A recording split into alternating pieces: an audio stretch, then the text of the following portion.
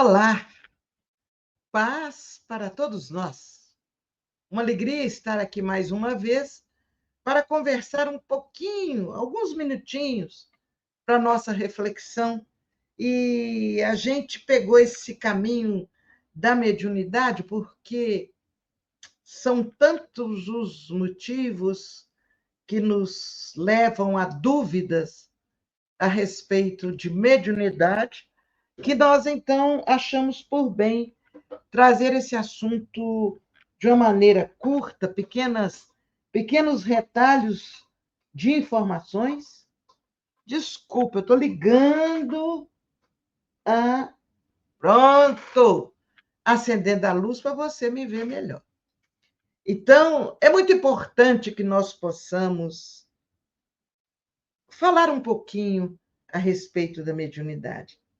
Vocês querem ver um tema interessante que causa muita dificuldade?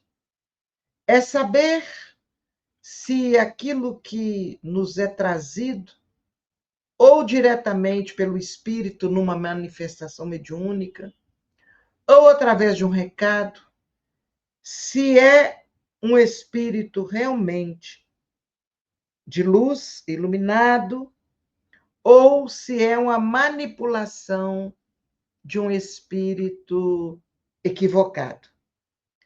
E certamente essas comunicações, esses recados, trazem muita dúvida, trazem muitas dificuldades, porque algumas pessoas se encantam e não tem, para eles é tão natural dizer que receberam recado diretamente de Jesus, de Maria de Nazaré, de Francisco de Assis.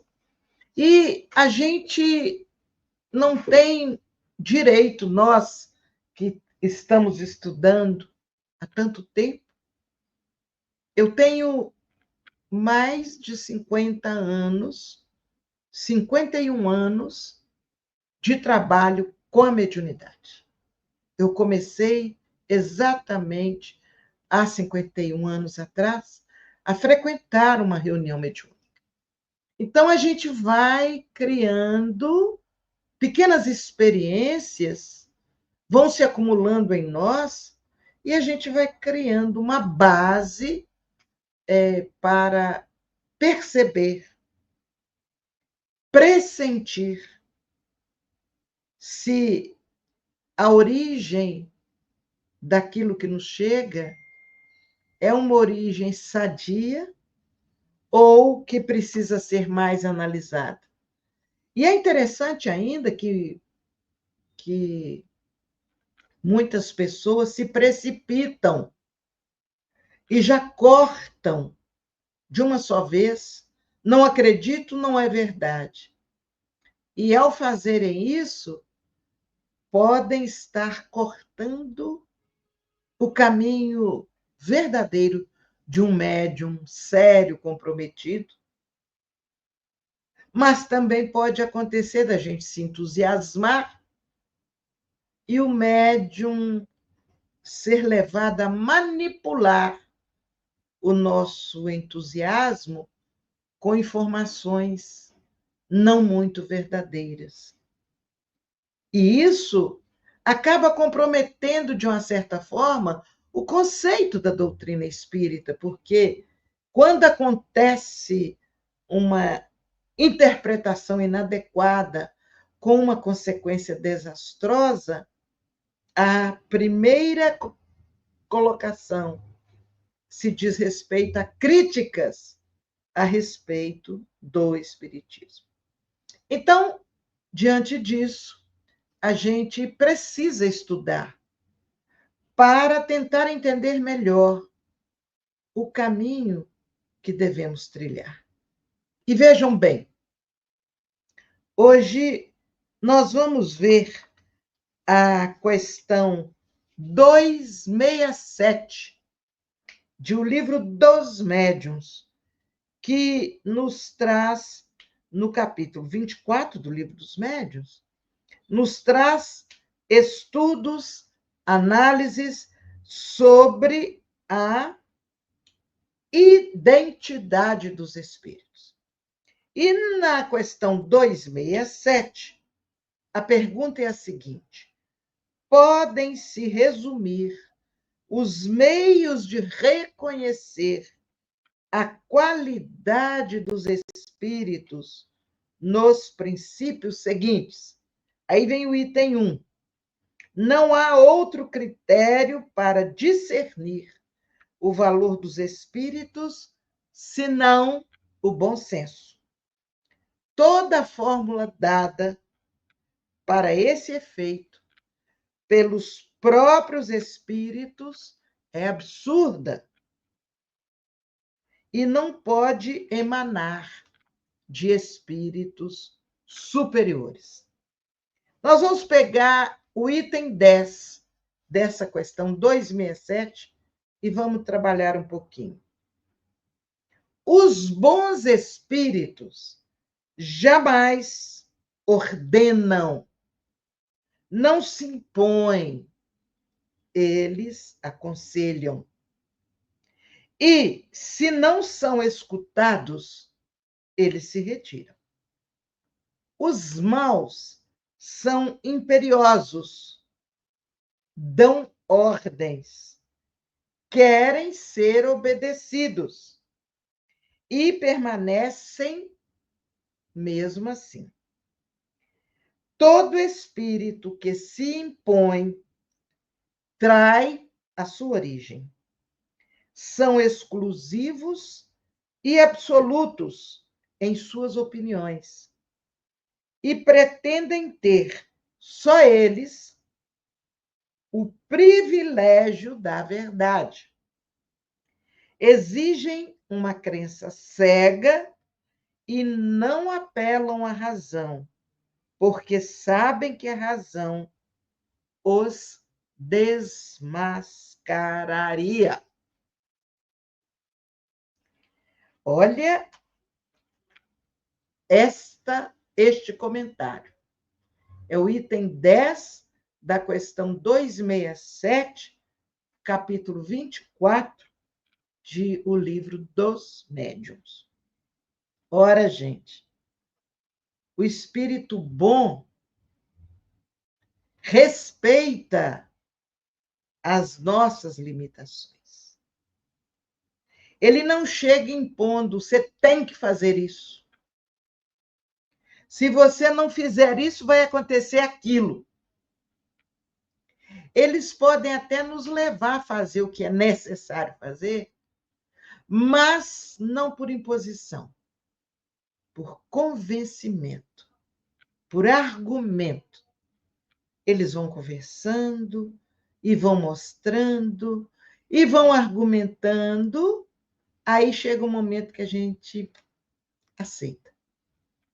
Chega um momento que a gente concorda e fala: tá bom, eu não queria, não concordo, não, mas tá bom. E aceita. É mais ou menos assim que se dá. Porque o médium que não quer e que protesta no início, ele aceita meio emburrado. Igual menino que não quer fazer uma coisa e a mãe leva a fazer, ele vai meio que emburrado. No meio do caminho, ele fica feliz, alegre, olha os resultados do seu esforço, do seu trabalho e se transforma. Olha que coisa linda. Então, o espírito bom, ele tem uma maneira respeitosa de chegar até nós. E aí, a gente busca Emmanuel no livro Seara dos Médiuns. E ele diz assim: ainda que falássemos a linguagem das trevas e não possuíssemos leve raio de entendimento, não passaríamos para eles, os espíritos da luz, não passaríamos para eles de pobres irmãos necessitados de luz. Mas essa de pobres irmãos não seria com prepotência, seria com real piedade. Então, se tivéssemos vocação para o crime, caindo em todas as faltas e retendo todos os vícios, a ponto de arrojar-nos por tempo indeterminado nos últimos despenhadeiros do mal, para nosso próprio infortúnio, não seríamos para eles senão criaturas infelizes, carecentes de amor. Eles não nos julgariam como espíritos trevosos, mentirosos, não. Espíritos carecentes de amor. Vejam bem, continua Emmanuel, ainda que dissipássemos todas as nossas forças no terreno da culpa e dedicássemos a vida ao exercício da crueldade, sem a mínima noção do próprio dever, isso seria para eles tão somente motivo de maior compaixão. Os espíritos bons são pacientes. Eles são benignos. Eles não invejam, não se orgulham, não mostram leviandade, não se ensoberbecem, não se portam de maneira inconveniente, não se irritam, não são interesseiros, não guardam desconfiança, não folgam com a injustiça, mas rejubilam-se com a verdade. Eles tudo suportam. Eles creem sempre no bem e na luz. Eles tudo esperam. Eles tudo sofrem. E a caridade deles nunca falha. Se a gente tiver isso em mente, quando recebermos um recado, se a gente calmamente passar o recado numa peneira fina, delicada, discreta, humilde, sem prepotência, nós vamos chegar à conclusão se é verdadeira, se é de origem boa, ou se é de origem equivocada, que carece de mais observação. Os emissários da luz acompanham-nos com devotamento perfeito, sabendo que, em matéria de espiritualidade superior, quase sempre ainda somos crianças. Falamos como crianças, pensamos quais crianças e julgamos infantilmente. Termina o Espírito Emmanuel. Conforte-nos reconhecer que, se ainda demonstramos fé vacilante, esperança imperfeita e caridade cheia de caprichos, temos junto de nós a caridade dos mensageiros do Senhor, que é sempre maior, por não esmorecer conosco em tempo algum. Eu acho que, de maneira bem resumida, a gente trouxe para vocês umas dicas para a gente identificar se a linguagem da mensagem é uma linguagem de amor, procedente, ou mesmo cheia de carícias, é uma mensagem perigosamente de origem confusa.